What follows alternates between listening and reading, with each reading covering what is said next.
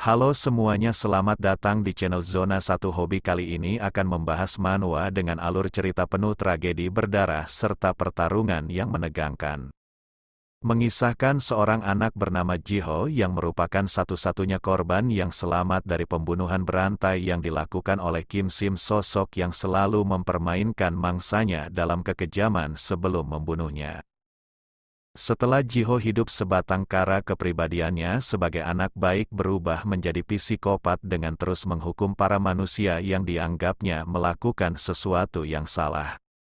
Di suatu momen, dia mengetahui kebenaran jika pembunuh berantai yang menghabisi keluarganya 10 tahun silam ternyata masih hidup di dalam penjara sebagai raja. Dia pun berlatih dengan sangat keras demi membalaskan dendamnya dengan membuang sisi manusianya, karena untuk membunuh Kim Sim yang dijuluki sebagai monster, maka dia harus menjadi monster itu sendiri. Chapter dibuka dengan seorang pembunuh berantai kejam bernama Kim Sim yang telah menghabisi mangsanya.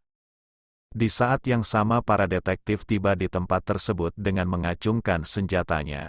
Kim Sim tidak menunjukkan kepanikan apapun, bahkan bermain boneka layaknya pria gila. Karena telah melakukan pembunuhan, dia ditangkap dan memiliki hak membawa pengacara selama proses menjadi tersangka. Jika dia tidak memiliki pengacara, maka pihak kepolisian ini akan menyiapkannya sebagai bentuk keadilan yang dibuat oleh aturan pemerintahan. Semua orang yang melihat kematian tragis tersebut sulit memahami kenapa Kim Sim sampai mencincang semua jari mangsanya, bahkan tidak menyisakan putranya. Di saat yang sama seorang detektif bernama Du Sok tiba dengan wajah yang dipenuhi amarah. Kim Sim yang melihat pria itu tersenyum karena dia telah menunggunya. Para detektif lainnya segera menutup mulut pembunuh itu dan meminta detektif Du Sok untuk tidak melihatnya. Mereka mencoba memahami situasi yang dialami Du Sok dengan harapan agar dia meninggalkan ruangan ini. Akan tetapi detektif Du Sok seakan kehilangan kewarasannya setelah melihat pembunuhan itu. Bagaimana tidak, kedua orang yang terbunuh tersebut adalah istri dan putranya. Sebagai penanggung jawab, pria ini berjanji untuk membalaskan kedua keluarganya dengan memberikan hukuman terberat pada Kim Sim. Du Sok tidak dapat menahan rasa sakit di dadanya dengan terus mengeluarkan air mata kesedihan bercampur kebencian.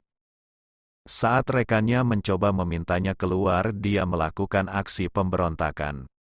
Meskipun mereka mencoba menghentikannya, tapi Du Sok adalah detektif terampil dengan kekuatan yang lebih dari detektif pada umumnya.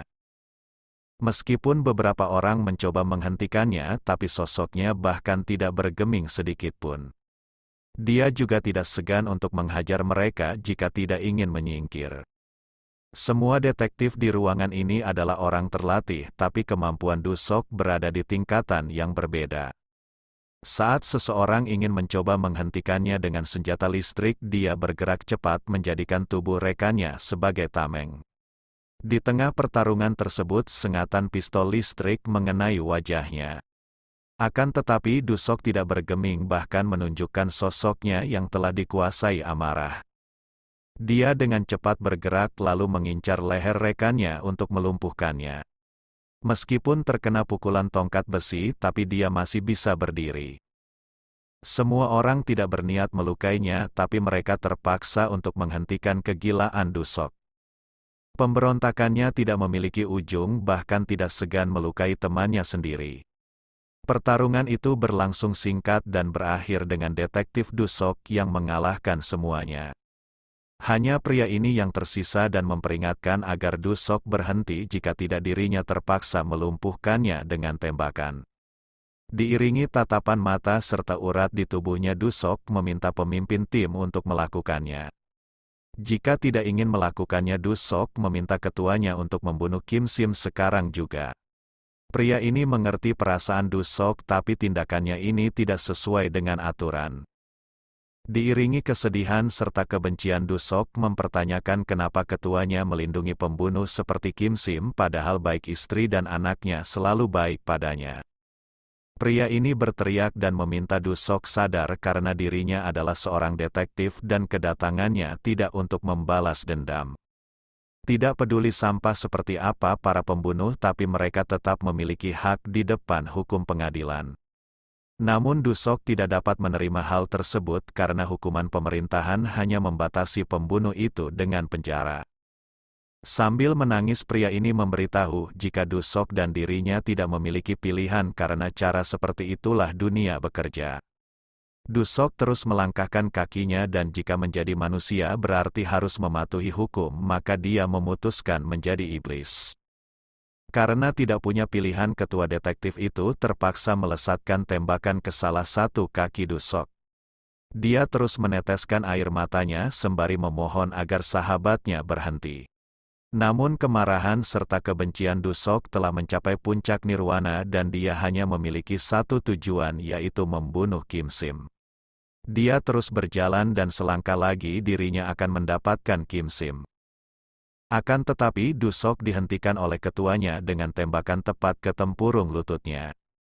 Pria ini hanya terus memohon agar Dusok menghentikan tindakannya karena tembakan itu seakan melukai dirinya sendiri. Meskipun dilumpuhkan, tapi Dusok terus merangkak untuk membunuh Kim Sim apapun yang terjadi. Di sela itu Kim Sim tersenyum dan menanyakan apakah Dusok tidak ingin menjadi manusia dan memutuskan untuk menjadi iblis seperti dirinya.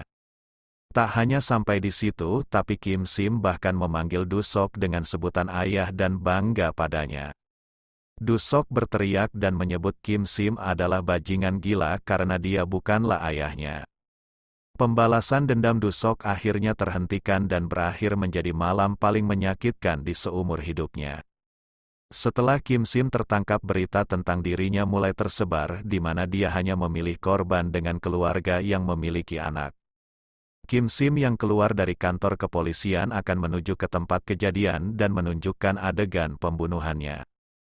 Dia mendapatkan julukan sebagai pembunuh berantai yang aneh dan semua wartawan mulai menanyakan terkait pembunuhan yang dilakukannya. Di antara pertanyaan tanpa henti itu, seorang gadis menanyakan alasan Kim Sim yang hanya memburu keluarga dengan anaknya. Semua orang tercengang sesaat saat Kim Sim menegaskan jika sebuah keluarga harus tetap bersama, maka dari itu dia membunuh mereka semua. Di sela itu para kerabat orang yang dibunuhnya mulai menunjukkan kemarahannya. Mereka terus meratapi keluarganya yang terbunuh dengan sangat kejam. Bahkan seorang nenek mengutuk Kim Sim dengan berdoa Tuhan memberikan hukuman teramat perih karena membunuh putra serta cucunya bahkan menantunya. Bukannya merasa bersalah atau simpati, tapi psikopat ini malah tersenyum seakan dia melihat tangisan adalah hiburan untuknya. Beberapa saat kemudian akhirnya dia tiba di tempat pembunuhan terakhir yang dilakukannya. Pria di sampingnya menyuruhnya untuk menunjukkan adegan pembunuhan yang dilakukannya tanpa meninggalkan satu detail apapun. Langkah awal Kim Sim memiringkan boneka di hadapannya karena ibu dan anak yang dibunuhnya tidak berbaring dengan wajah telentang.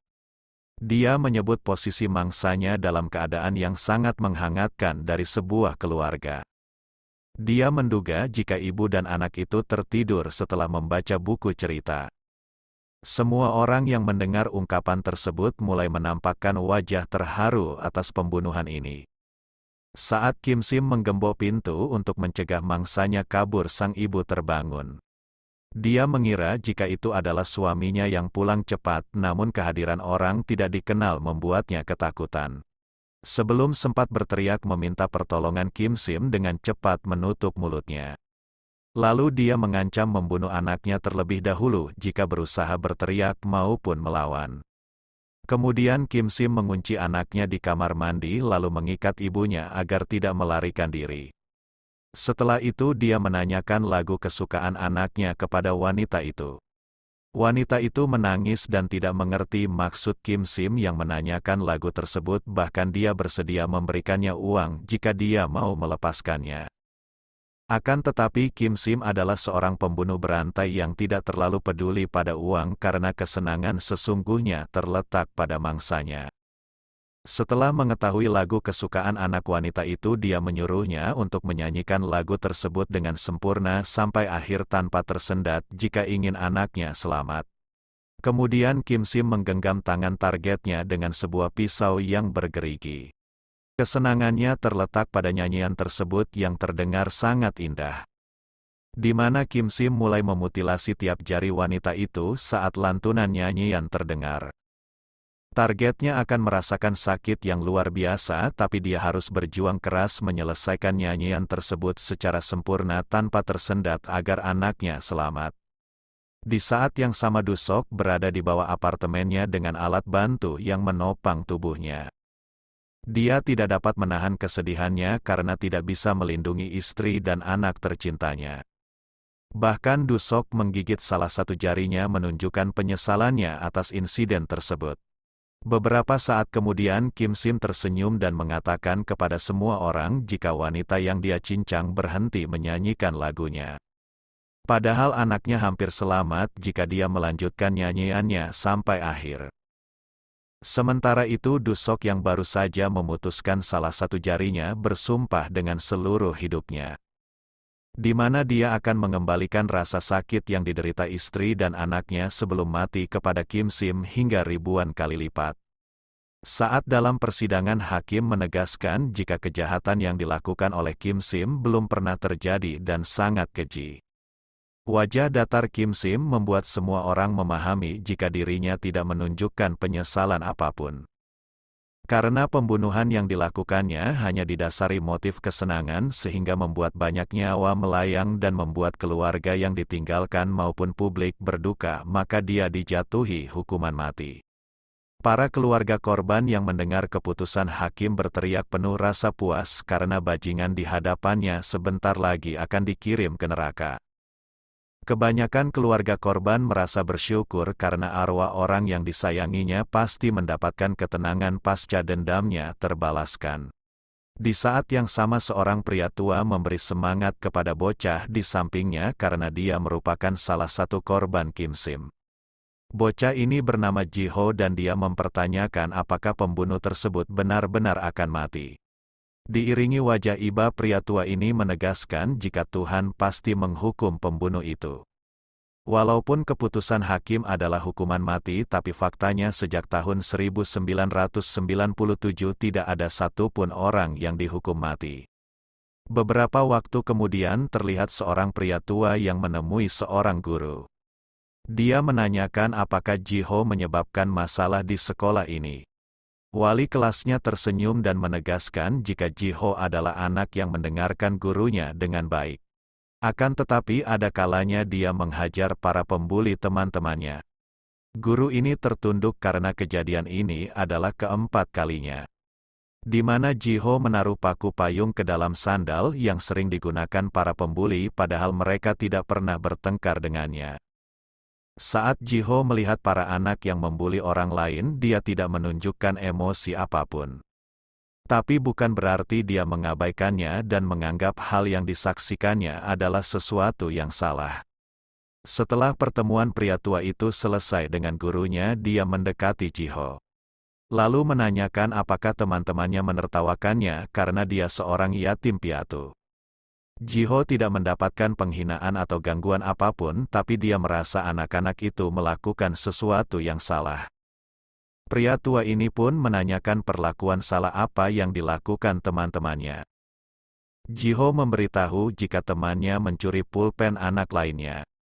Maka dari itu dia memberikan tamparan pada mereka dan saat anak lainnya melakukan hal yang lebih buruk, dirinya akan memberikan hukuman yang lebih menyakitkan. Lalu kejadian terakhir di mana dia melihat teman-temannya menginjak semut dengan sengaja, maka dia menaruh paku di dalam sandalnya. Pria tua ini meminta Ji Ho untuk melaporkannya kepada guru saat melihat kejadian yang salah. Namun Ji Ho enggan melakukannya karena para guru hanya memarahi mereka. Pria tua ini mencoba meyakinkan Ji Ho jika tindakannya adalah sesuatu yang salah. Karena dalam keadaan apapun kekerasan bukanlah jawaban dan Tuhan akan membalas tiap perbuatan dan manusia seharusnya saling memaafkan. Ji Ho merupakan anak satu-satunya yang selamat di antara korban Kim Sim. Meskipun ayahnya mati, tapi dia berhasil menyanyikan lagu kesukaan Ji Ho dengan sempurna dan insiden tersebut membangkitkan monster dalam dirinya. Keesokan harinya terlihat dua anak yang sangat gembira karena baru saja melemparkan tas teman sekelasnya ke dalam toilet. Tiba-tiba saja mereka didorong oleh seseorang sehingga terjatuh dari tangga. Kedua anak itu tidak dapat berdiri karena kaki mereka terbentur dan yang paling menyedihkan mereka bahkan tidak melihat pelakunya. Orang yang melakukan hal gila tersebut adalah Ji-ho karena dia menganggap dunia tidak punya rencana menghukum kejahatan dan dia akan melakukan penyucian pada dunia kotor ini.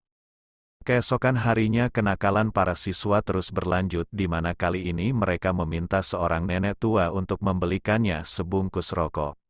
Meski nenek itu menolaknya tapi anak-anak nakal ini terus memaksanya jika tidak ingin dipukuli. Tidak hanya menindas seorang lansia tapi mereka menyimpan videonya sebagai sebuah lelucon. Anak-anak ini juga tidak takut jika dilaporkan karena orang dewasa pasti memakluminya karena mereka hanyalah anak-anak. Bocah ini terus menyaksikan bagaimana dia menjahili seorang lansia sambil menikmati bekalnya. Akan tetapi saat mengunyah makanan dia merasakan sesuatu yang menyakitkan. Yang benar saja mulutnya mulai mengeluarkan darah karena ada sesuatu yang salah dalam ayamnya. Semua orang terlihat panik akan insiden mengerikan yang mereka saksikan. Hanya Ji-ho yang tidak bergeming bahkan dia merasa dunia ini dipenuhi para sampah tapi tidak ada yang membersihkannya. Kejahatan terus berjalan di lingkungan Ji-ho tidak hanya di dalam sekolah tapi di luar sekolah pun tidak jauh berbeda. Kedua orang ini terus saja memalak bocah yang jauh lebih lemah dari mereka. Bahkan tidak sungkan memadamkan rokoknya di bahu bocah ini jika tidak memberikan apa yang mereka minta. Di saat yang sama seseorang dari atap gedung menjatuhkan sebuah batu. Targetnya adalah kedua pembuli tersebut dan mereka berakhir dengan luka di kepalanya. Semakin Ji-ho tumbuh kegilaannya makin memuncak dan tidak terkendali. Kali ini dia datang di sebuah rumah dan menyabotase aliran gas tempat tersebut. Targetnya adalah kedua orang ini di mana mereka telah mengundang para gadis teman kelasnya untuk datang. Namun pertemuan itu terselip rencana dengan minuman yang telah diberi obat tidur. Bocah ini berniat mengambil gambar para gadis dengan tubuh telanjang.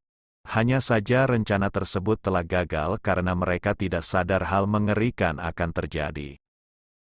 Gesekan yang disebabkan oleh percikan api dan gas menimbulkan sebuah ledakan di tempat itu. Sementara itu Ji-ho berada di tengah kerumunan yang menyaksikan kejadian itu dan hanya dia yang bersikap santai. Ji-ho menyaksikan ledakan itu tanpa mengedipkan matanya karena dia bersedia membersihkan semua sampah di dunia ini saat semua orang tidak ingin melakukannya. Kedua bocah itu mulai terbakar dan meminta tolong kepada semua orang untuk menolongnya. Mereka yang melihatnya sangat panik karena di ledakan itu terdapat dua bocah yang masih remaja. Di saat yang sama terlihat seorang pria yang merasa bersyukur atas kebakaran tersebut. Seketika orang-orang menganggapnya sebagai pria gila dan menyuruhnya untuk pergi. Sosok ini tertawa bahkan air matanya keluar karena pemandangan di depannya sangat menyenangkan. Tidak hanya itu sosok ini bahkan melihat ke arah Ji-ho dan mengatakan jika pertunjukan api di hadapannya sangat menarik. Ungkapan itu membuat Ji-ho tercengang karena tindakannya seakan telah diketahui. Akan tetapi pria ini tidak mengerti kenapa bocah di hadapannya terlihat ketakutan saat dia menyebut namanya padahal papan namanya terlihat terbaca jelas pada bajunya. Setelah orang itu pergi Ji-ho mencoba menganggap paman itu hanyalah orang aneh. Mereka berdua pun pergi dengan mengabaikan kebakaran yang terjadi dengan sisi berlawanan. Keesokan harinya Ji-ho terbangun dari tidurnya diiringi air mata yang disebabkan mimpi buruknya. Mimpi tersebut adalah insiden di mana dia kehilangan ayahnya. Dan Kim Sim tersenyum sambil menangis karena sangat cemburu terhadap Ji-ho yang memiliki seorang ayah yang sangat menyayanginya. Lalu temannya datang dan memberikan sesuatu untuk membersihkan wajahnya karena dia terus berteriak menunjukkan mimpi buruknya. Ji-ho tersenyum seakan semuanya baik-baik saja tanpa memperlihatkan kesedihan yang berkelanjutan. Sudah 10 tahun Jiho berada dalam panti asuhan karena menjadi sebatang kara. Di tempat ini semua anak terlihat sangat bahagia, bahkan Jiho pun tidak terkecuali. Walau semuanya tidak memiliki ikatan darah, tapi mereka tumbuh bersama layaknya sebuah keluarga yang utuh. Lalu salah satu dari mereka membicarakan terkait insiden kebakaran yang melibatkan anak kelas 6 seperti Jiho. Namun Jiho mengungkapkan dirinya tidak pernah mendengar hal tersebut, bahkan baru mengetahuinya. Pria tua yang merupakan pengasuh di tempat ini merasa cukup sedih dan berharap anak malang itu mendapatkan hadiah dari Tuhan pasca insiden yang menimpanya. Dia pun meminta semua anak-anak untuk mendoakan kedua bocah yang menderita luka bakar tersebut pulih secepatnya. Mereka menikmati makanan sembari mendengarkan berita dan mata Jiho tercengang akan sesuatu yang didengarkannya. Di mana berita ini terkait dengan Kim Sim sekaligus sosok yang telah memangsa banyak korban di 10 tahun silam. Laporan mengejutkan telah terungkap di mana Kim Sim tidaklah dihukum mati, melainkan dia mengoperasikan sebuah geng di dalam penjara dan hidup seperti raja. Berita itu membuat Jiho sangat terguncang karena alasan dari semua penderitaannya selama ini ternyata masih berkeliaran. Kemudian temannya mematikan TV tersebut karena mengganggu sarapan pagi mereka. Pengasuhnya menanyakan apakah Jiho baik-baik saja. Tidak seperti sebelumnya, kali ini Jiho tersenyum sambil mengungkapkan dirinya telah memaafkan pria tersebut sesuai yang diajarkan oleh pengasuhnya. Pada malam hari terlihat 3 orang bocah yang memberikan sebungkus rokoknya kepada seseorang. Pria ini merasa rokok tidaklah baik untuk perkembangan anak-anak yang di bawah umur. Kemudian dia merangkul bocah itu karena dia sedang mengabadikannya lewat video untuk memberitahu orang tuanya atas kenakalan mereka. Di saat yang sama Jiho berada di sana sembari menyaksikan kejadian itu. Saat akhir video, kedua anak itu terlihat terpaksa mengikuti semua keinginan pria ini. Pasca perekaman, pria itu menampar bocah itu karena dia terlihat kaku dalam video tersebut. Dia bahkan mengancam akan membunuh bocah itu jika penontonnya menurun. Pria itu bernama Seondo dan saat masih sekolah dia menghajar seseorang yang sedang berjalan dengan istri dan anaknya. Wanita ini meminta Seondo berhenti karena dia telah menghubungi polisi. Akan tetapi Seondo tidak takut, bahkan dia tetap memukuli pria itu tanpa ragu. Mereka terlihat menikmati pemukulan sepihak itu seakan kejadian ini hanyalah lelucon. Tidak berhenti di situ saja, dia melanjutkan penganiayaan tanpa henti. Kejadian itu membuat Seondo masuk ke dalam penjara dengan hukuman selama 2 tahun. Setelah bebas, dia memulai channel YouTube-nya dengan menceritakan pengalamannya saat berada di dalam penjara. Karena menimbulkan citra yang bagus serta gaya bicaranya yang khas, dia mendapatkan perhatian publik.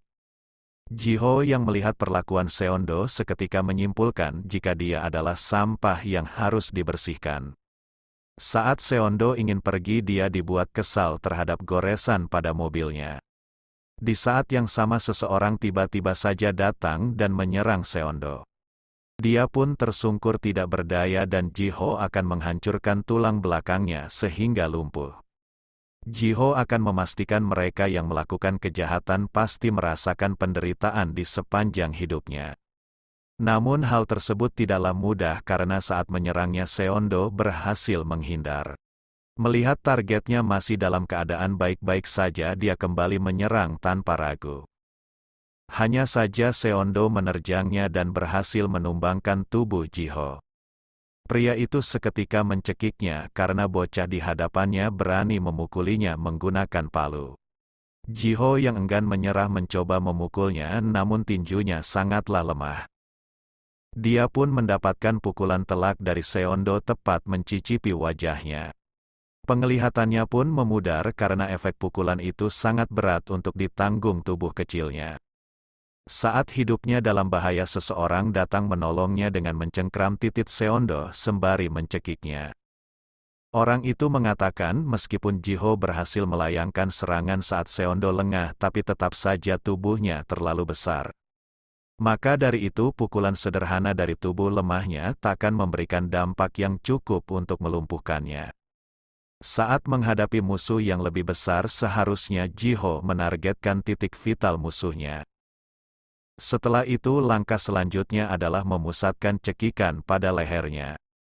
Hal itu akan mengurangi perbedaan kekuatan di antara mereka berdua dan targetnya pasti pingsan disebabkan aliran pernapasannya tersumbat.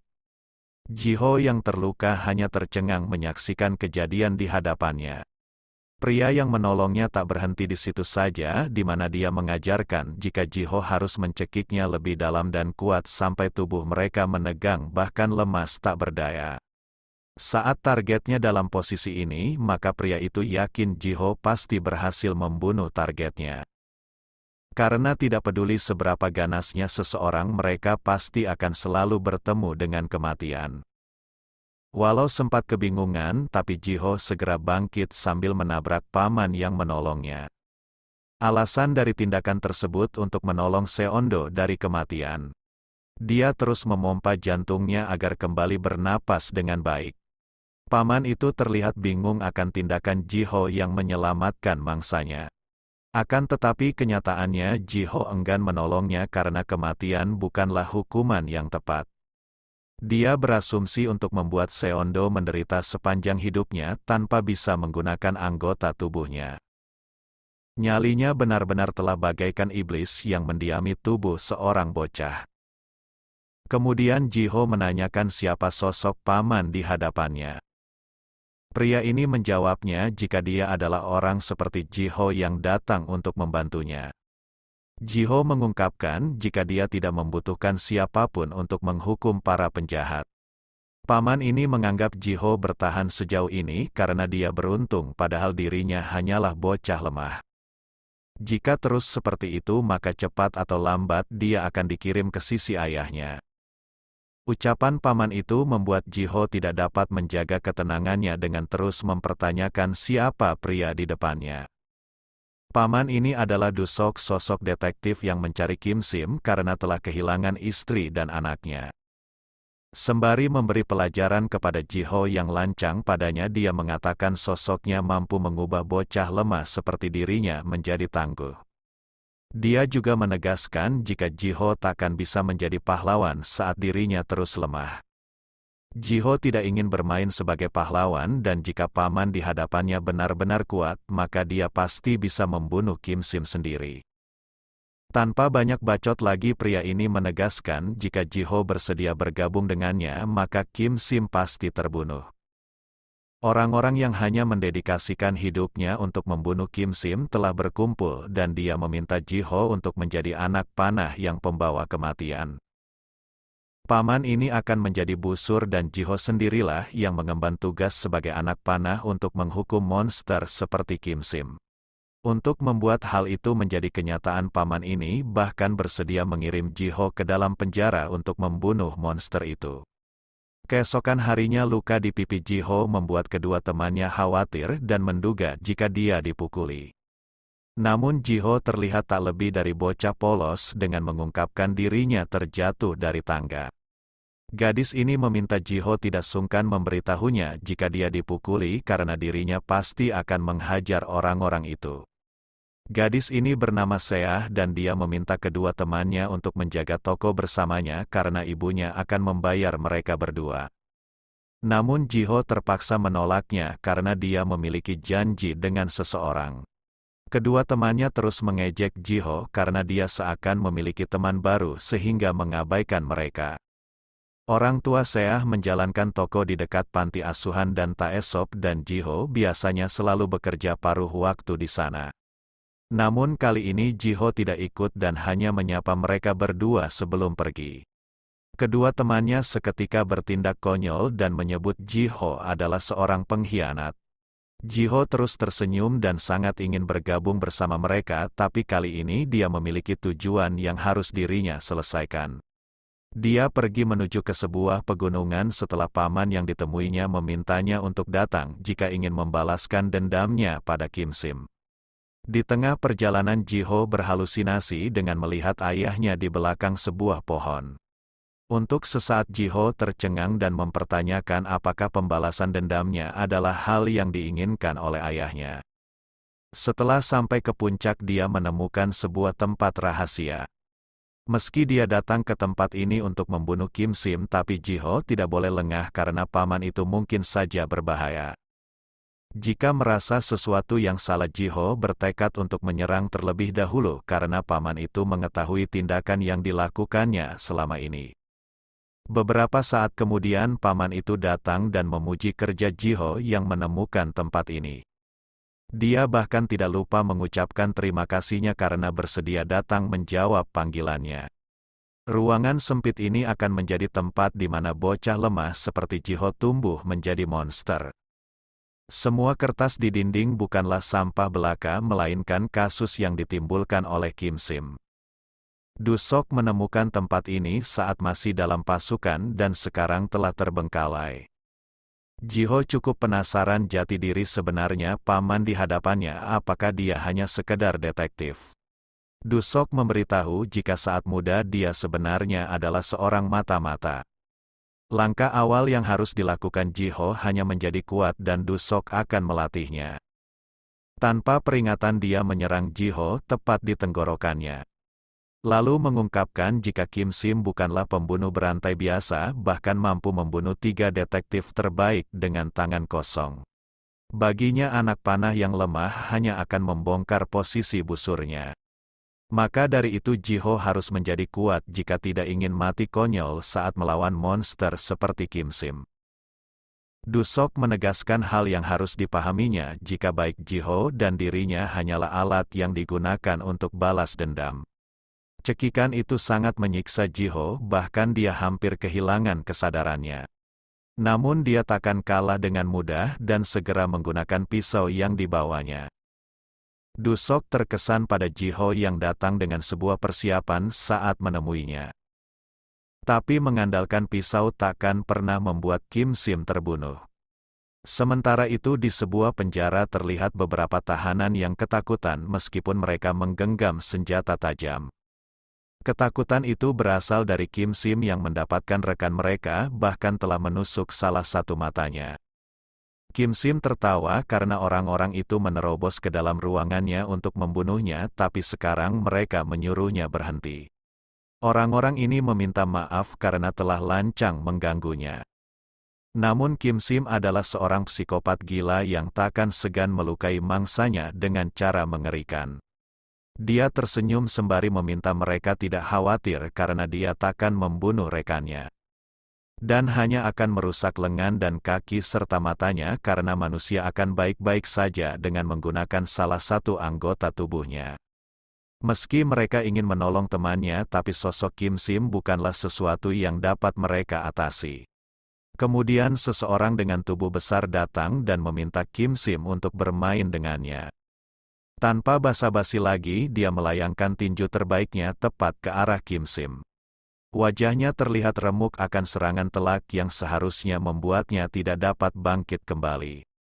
Di waktu yang sama Du-sok telah menyudutkan Ji-ho ke dinding. Lalu dia tak segan memukulnya dengan sangat keras tepat ke perutnya. Rasa sakit yang luar biasa membuat Ji-ho bertekuk lutut tak berdaya. Paman ini memintanya untuk tidak pernah mengandalkan senjata terutama saat lawannya lebih kuat dibandingkan dirinya. Ji-ho menggeliat kesakitan bahkan dia terus menangis sambil memuntahkan isi perutnya. Du-sok akan menghentikan permainan kepahlawanan Ji-ho karena sekarang dia harus dilahirkan kembali. Kemudian Ji-ho menanyakan sekuat apa Kim Sim dan apakah dia lebih tangguh dibandingkan paman di hadapannya. Du-sok mengungkapkan jika dia telah melihat kamera pengawas di mana Kim Sim membunuh 3 detektif terlatih. Dia mematahkan tulang manusia seperti sedotan dengan tangan kosongnya. Lalu mencabik otot manusia layaknya sebuah roti yang empuk. Di saat yang sama di dalam penjara Kim Sim melakukan hal yang dikatakan oleh Du-sok di mana setelah mematahkan tangan lawannya dia akan merobek mulutnya. Kekuatan dan kelincahan Kim Sim dapat dikatakan bukan milik manusia seakan dia adalah gorila yang sangat tangguh. Kim Sim menyerang para tahanan yang mencoba membunuhnya dengan tangan kosong. Dia tidak menggunakan senjata untuk membunuh dan hanya melumpuhkan mangsanya. Karena dia hanya menggunakan senjata untuk memotong bagian tubuh manusia agar terlihat seperti karya seni yang indah. Saat kecil Kim Sim dipanggil monster oleh anak-anak seusianya. Dia memiliki beberapa jari di tangannya dan musuhnya selalu mempunyai 6 titik pusar saat menghadapinya. Hal itu dikarenakan Kim Sim tidak membutuhkan senjata dan dia hanya perlu menusuk mangsanya menggunakan jari-jarinya. Terlihat seorang pria yang tertawa akan kehebatan Kim Sim yang luar biasa. Ungkapan itu dia sambut dengan senyuman karena membunuh adalah hal yang menyenangkan untuknya. Kemudian tahanan lainnya mulai berdatangan ke tempat insiden tersebut. Pria ini meminta bosnya memanggilnya karena sangat berbahaya jika orang di sampingnya hanyalah Kim Sim seorang. Namun orang itu merasa aman meskipun hanya Kim Sim yang bersamanya dan meminta anak buahnya tidak cemburu tanpa alasan. Pria ini terlihat sangat kesal dan dia tidak merasa cemburu melainkan khawatir terhadap keselamatan bosnya. Kim Sim tertawa dan menganggap pria itu takkan berguna meskipun dia berada di sini. Ungkapan itu membuatnya murka dan alasan kenapa dia tidak membunuh Kim Sim karena bosnya menyukainya. Lalu Kim Sim mencengkram tangan pria itu dengan sentuhan monsternya. Seketika pria itu merasakan kesakitan karena tangannya seperti ingin patah. Namun bosnya menghentikan mereka karena sebuah keluarga seharusnya hidup dengan rukun. Lalu orang itu memberikan sebuah foto yang baru datang di minggu ini kepada Kim Sim. Di sisi lain Dusok mengungkapkan jika Kim Sim belum pernah kalah dalam pertarungan 1 lawan 1. Maka dari itu semua orang yang menjadi korban keganasannya berkumpul dan membuat rencana untuk membunuhnya. Jiho tidak sendiri, melainkan bertarung atas semua busur yang ingin membunuh Kim Sim. Untuk membuat hal tersebut terjadi, maka Jiho harus menjadi anak panah yang sangat tangguh. Tanpa banyak bacot lagi Dusok menyerang Jiho tanpa ampun. Karena cara tercepat untuk menjadi lebih kuat adalah mempertaruhkan nyawanya dalam pertarungan sebenarnya. Dan pelajaran pertamanya harga dari kelengahan adalah kematian di mana Jiho harus waspada dalam kondisi apapun meskipun orang di hadapannya adalah sosok yang dipercayainya. Keesokan harinya Jiho terbangun di tempat yang dia tidak ketahui. Kesan pertama yang dilihatnya adalah ruangan yang rapi dan indah lalu terdapat sebuah foto keluarga. Dia tidak menyangka jika paman seram seperti Dusok dapat berekspresi seperti itu di usia mudanya. Namun saat keluar dari kamar semuanya terlihat berantakan. Hanya ruangan kamar anaknya yang indah dan selebihnya seperti kandang babi. Kemudian Jiho tertarik akan sepucuk surat yang ditemukannya di lantai. Saat membacanya dia sangat terkejut karena surat itu berisi pesan dari Kim Sim yang bahkan memanggil Dusok sebagai ayahnya. Saat paman itu tiba Jiho terlihat marah dan mempertanyakan maksud surat tersebut. Namun Dusok segera merobeknya karena Kim Sim selalu mengatakan omong kosong kepadanya. Jiho tak tahan lagi dan mendesaknya mengatakan yang sebenarnya. Akan tetapi Dusok sendiri tidak mengerti kenapa monster seperti Kim Sim memanggilnya seperti itu dan kenapa harus dirinya. Sementara itu di dalam penjara kedua tahanan lainnya tidak mengerti apa yang dipikirkan psikopat gila seperti Kim Sim. Karena dia selalu meminta foto Dusok tiap minggu padahal dia sendirilah yang membunuh istri dan anaknya. Kim Sim tersenyum saat melihat foto tersebut karena ayahnya masih sendiri dan dia pasti merasa kesepian. Dusok terus memikirkan pertemuannya dengan Kim Sim dan ibu sialannya. Semua itu dimulai 15 tahun silam dan jika dia tidak bertemu mereka berdua di taman maka semua ini takkan terjadi. 15 tahun silam saat Dusok menjalankan penyelidikan di taman dia tampak bosan akan tempat ini. Di waktu yang sama dia dikejutkan akan seorang wanita yang memanggilnya sayang. Wanita yang berantakan ini menganggap pertemuan mereka berdua adalah takdir yang telah ditentukan.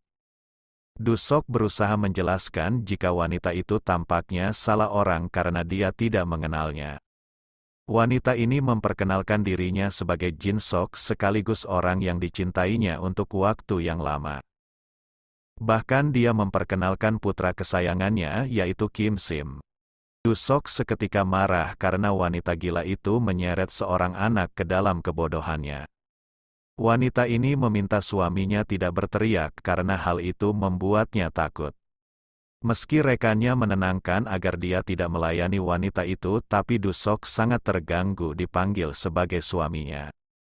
Namun wanita ini memiliki bukti jika mereka berdua adalah sepasang kekasih dan Kim Sim adalah putranya. Dia pun meminta suami kesayangannya untuk membuka bingkisan di tangannya karena dia pasti akan terkejut. Wanita ini telah menunggu lama dengan menyimpan barang berharga tersebut untuk suaminya. Akan tetapi isi benda itu hanyalah berisikan sampah yang membuat mereka bertiga tertawa. Wanita itu seketika histeris karena kenangan berharga mereka disebut sebagai sampah. Dia tidak mengerti kenapa suaminya memperlakukannya dengan buruk, padahal dia hanya punya dirinya dan Kim Sim saja di dunia ini. Di saat yang sama Kim Sim mencengkram rambut ibunya dan memintanya untuk pulang ke rumah. Wanita ini tidak mengerti kenapa Kim Sim ingin pulang padahal dia baru saja bertemu dengan ayahnya. Terlepas dari perlakuannya bahkan Kim Sim tak segan memanggil ibunya dengan kasar. Saat pergi ketiga detektif itu merasa cukup iba karena wanita itu diseret secara tidak layak. Kemudian Du Sok mendekati mereka dan memberikan beberapa lembar uang kepada Kim Sim dan memintanya bersikap sopan pada ibunya. Kim Sim tersenyum dan akan melakukan hal tersebut karena ini adalah permintaan ayahnya. Saat itu Du Sok hanya berpikir jika mereka berdua adalah sepasang ibu dan anak yang gila. Namun 5 tahun kemudian, saat Kim Sim berusia 20 tahun dia mulai membunuh. Dia punya keinginan aneh soal keluarga lalu memanggil orang asing sebagai ayahnya dan merasakan dorongan membunuh saat dia melihat keluarga lainnya. Semakin bahagia sebuah keluarga, maka Kim Sim makin ingin menghancurkannya. Ji-ho mengerti dan dia tidak peduli hal apa yang harus dilaluinya karena dia akan membunuh orang terkutuk tersebut. Sebelum melakukan hal itu Du Sok menegaskan jika Ji-ho bukanlah manusia melainkan anak panah. Saat berangkat ke sekolah kedua temannya datang dan menyentuh bahu Ji-ho. Saat temannya menanyakan kenapa dia kesakitan, Ji-ho memberitahu ototnya sakit karena terlalu berolahraga. Bahkan dia memperlihatkan senyumannya dan wajahnya yang lebam akibat tersandung. Saat kedua temannya ingin mengajaknya bermain, Ji-ho harus menolaknya karena memiliki sebuah janji. Meski kedua temannya cukup curiga ada hal yang aneh, tapi mereka berusaha tidak memikirkannya. Pada malam hari Ji-ho terus dipukuli beberapa orang dewasa di lorong sempit. Orang-orang itu tidak mengerti kenapa seorang bocah muncul secara tiba-tiba menyerangnya tanpa alasan. Kemudian orang-orang itu pergi saat mendengar suara mobil polisi. Namun suara itu hanyalah buatan Du Sok dan memberitahu jika Ji-ho dapat bertahan 3 menit melawan 4 orang dewasa. Penyebab kekalahannya adalah kurangnya ketahanan serta kekuatan pada tubuhnya. Kekuatan fisik adalah sesuatu yang sangat penting dan Ji-ho harus bertahan dari beban yang berat untuk memperkokoh tubuh bagian bawahnya. Lalu dia diminta menelan makanan yang banyak sekaligus untuk menambah berat badannya. Meski makanan itu tidak enak tapi Ji-ho harus menelannya apapun yang terjadi. Setelah melakukannya Du Sok bergerak cepat mencekiknya karena seorang anak panah tidak boleh lengah meskipun saat makan. Pelatihan yang kejam yang bagaikan neraka hidup telah dimulai. Ji-ho tidak pernah melewatkan sehari pun tanpa berlatih dan pingsan saat kelelahan. Namun latihan kejam tersebut mulai menampakkan hasil di mana dia mampu menghajar orang dewasa. Meski dikeroyok tapi Ji-ho dapat merasakan tubuhnya sangat ringan dan bertenaga. Kecepatannya membuat preman yang dilawannya tidak berkutik. Meski begitu kadangkala orang dewasa yang mengeroyoknya menggunakan senjata. Di waktu itulah Du Sok ikut campur karena orang dewasa tidak seharusnya mencoba menghajar bocah dengan senjata. Dia pun meminta Ji-ho tidak berbaring terus karena latihan hari ini belum selesai.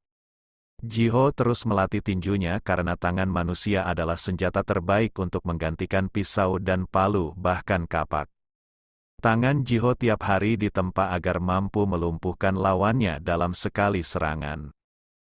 4 bulan kemudian dia menunjukkan peningkatan yang mengesankan dan mampu mengalahkan para preman tanpa kesulitan.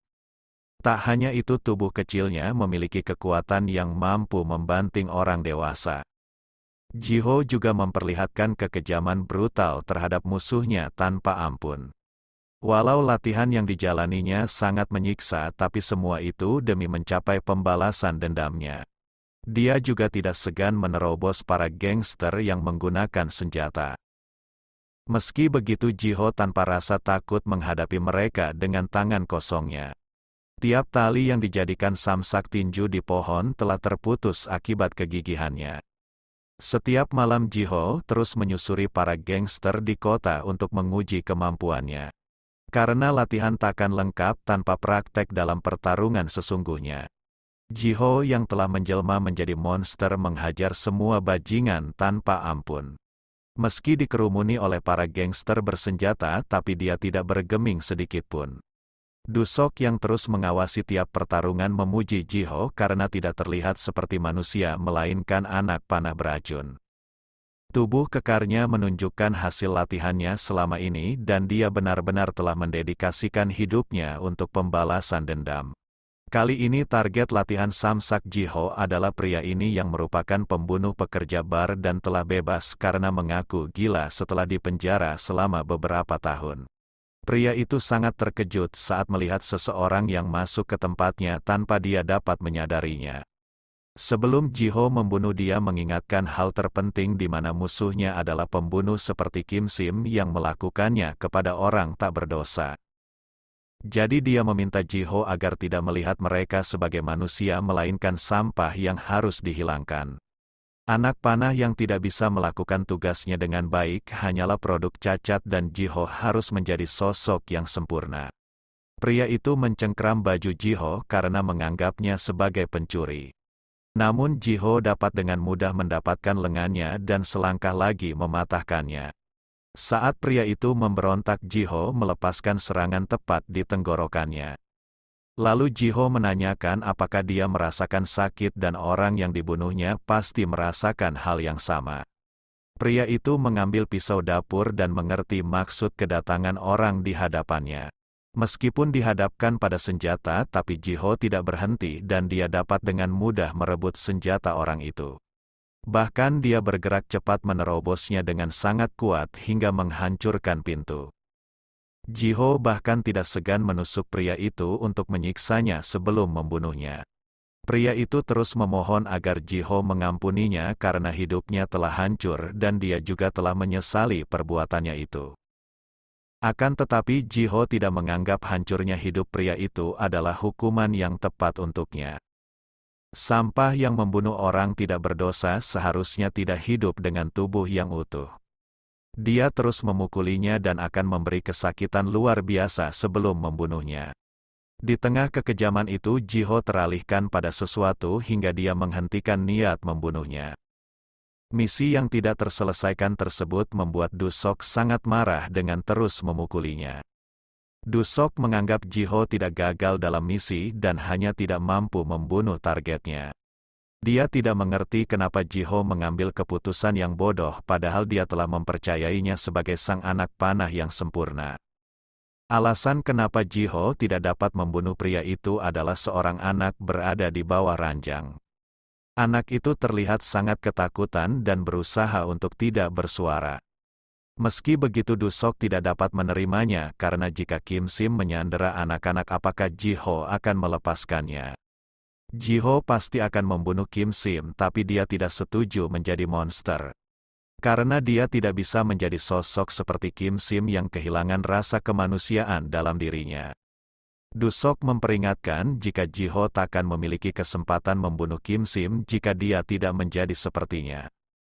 Jiho pun berbalik dan meminta Dusok mencari anak panah lainnya karena dia telah cacat. Dusok sangat murka dan mengatai Jiho hanya ingin bermain sebagai pahlawan tanpa benar-benar ingin membalaskan dendamnya. Lalu dia dibuat tercengang saat Ji-ho mengatakan jika anak di bawah ranjang tersebut mungkin saja seumuran putra Dusok sendiri. Sementara itu di dalam penjara Kim Sim ingin merayakan sesuatu. Tahanan lainnya tidak mengerti padahal ulang tahunnya seharusnya di bulan kemarin. Kim Sim memberitahu jika perayaan ini adalah sebuah ritual terhadap seorang anak yang dibunuhnya. Di saat yang sama Kyong tiba di ruangan itu dan cukup merasa terganggu atas kegilaan psikopat seperti Kim Sim. Dia datang untuk memberikan sebuah laporan yang selalu diterimanya di tiap minggu. Wajah Kim Sim benar-benar membuat pria ini muak tapi dia tidak punya pilihan selain membiarkannya karena bosnya menyukainya. Saat membuka amplop tersebut Kim Sim menampakkan wajah yang bahagia. Di sisi lain Dusok mengajak Ji-ho untuk mandi karena dia harus membersihkan dirinya setelah menusuk seseorang. Dia juga mengungkapkan jika hari ini adalah hari kematian anaknya dan terasa sangat menyakitkan untuknya. Meskipun mereka tidak memiliki hubungan darah tapi mereka terlihat layaknya ayah dan anak. Dusok telah menyerah menjadi manusia karena membunuh monster takkan mungkin dilakukan oleh manusia. Dia takkan mengubah keyakinannya dan pasti membunuh Kim Sim apapun yang terjadi. Ji-ho pun ingin membunuhnya tapi baik ayahnya dan putra Dusok pasti takkan suka jika mereka berdua menjadi monster. Dusok mengerti maksud Ji-ho tapi dia tidak punya pilihan karena inilah satu-satunya cara untuk membalas dendam. Di sisi lain Kyong mempertanyakan kenapa Kim Sim sangat mesum dengan terus meminta foto pria yang keluarganya telah dia bunuh. Setelah mengucapkan hal tersebut Kim Sim melakukan hal tidak terduga. Di mana dia merespon terhadap ucapan Kyong dan menariknya ke lantai agar diam. Kim Sim seketika murka akan sesuatu yang dilihatnya. Di mana Dusok yang dianggapnya sebagai ayah memiliki seseorang yang bersamanya. Kim Sim hanya ingin ayahnya hidup sebatang kara agar Dusok hanya memikirkannya seorang tanpa gangguan orang lain. Beralih ke kantor keamanan yang menjadi pusat semua aturan di penjara ini. Pria ini adalah Park sekaligus penanggung jawab penjara dan dia sedang berbicara dengan seseorang terkait perang yang dilakukan orang itu. Sosok itu bernama Dongman dan mengerti kesulitan yang dialami Park karena putranya ditahan oleh musuhnya dan putrinya ditahan olehnya.